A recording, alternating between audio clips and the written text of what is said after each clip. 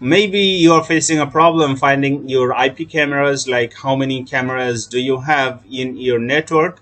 So how to find it out? Just simply go to the Google Chrome and find out this software which I have already installed, which is called SADP Tools. Just simply search here SADP Tools, download, and then go to this link.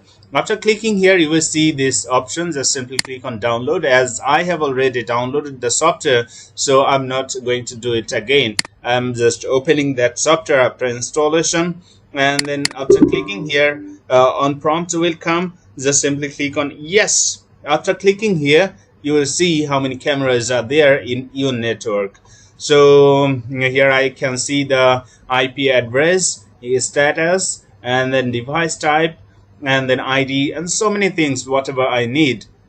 If I need to change anything, just simply I need to click here, and then after clicking here, I will see all the things are coming here. And after providing the administrator password, if I would love to change the IP address, I will provide the IP address and I will say change, like after providing the password. And when I will click on modify, it will automatically be updated to the newest one which I would love to do.